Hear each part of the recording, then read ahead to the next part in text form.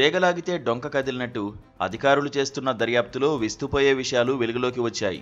ఉద్యోగ విరమణ పొందిన ప్రభుత్వ ఇంజనీర్ ఇళ్లలో సంపద చూసి అధికారులు ఒక్కసారిగా షాక్ అయ్యారు. ఈ ఘటన మధ్యప్రదేశ్లో జరిగింది.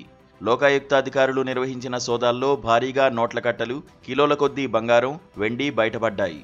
ఇదంతా ఒక ఎత్తైతే ఆయన ఫామ్ హౌస్లో 17 టన్నుల తేనె లభ్యమవడం ఆశ్చర్యానికి గురిచేస్తుంది. ఇంజనీర్ ఫామ్ హౌస్లో ఇంత భారీ స్థాయిలో తేనె ఉండడం ఏంటి అని అధికారులు లోతైన పరిశీలన చేస్తున్నారు.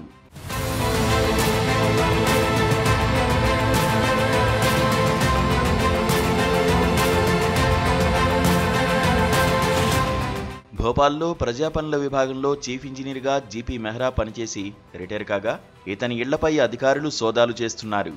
ఈయన లగ్జరీ లైఫ్ చూసి అధికారులే ఒకంత ఆశ్చర్యపోయారు. ఆదాయానికి మించిన ఆస్తుల కేసులో లోకాయుక్త అధికారులు దర్యాప్తు చేస్తుండగా జీపీ మెహ్రా పేరు బయటకొచ్చింది. ఆయనపై దృష్టి సారించిన అధికారులు మెహ్రా ఇళ్లపై దాడులు నిర్వహించారు.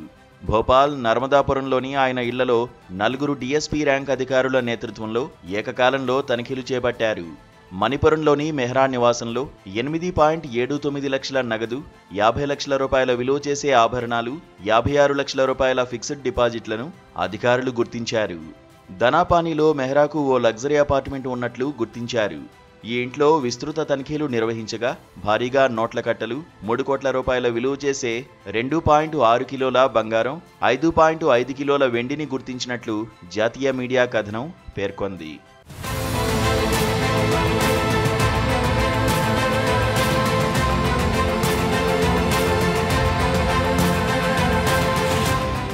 దర్యాప్తులో ఇంకా చాలా బయటపడ్డాయి. నర్మదాపురంలోని ఫామ్ హౌస్లో కళ్ళు చెదిరే లగ్జరీ సముదాయాలు చూసి షాక్ అయ్యారు. రిటైర్డ్ ఇంజనీర్కు చెందిన ఫామ్ హౌస్లో నిర్మాణ దశలో ఉన్న 32 అధునాతన కాటేజీలు చూసి కంగుతిన్నారు. మరో 7 కాటేజీలు పూర్తయినట్లు చెప్పారు. అయితే ఫామ్ హౌస్లో మధ్యలో చెరువు, గోశాల, ఆలయం, 4 లగ్జరీ కార్లు ఉన్నట్లు తేల్చారు.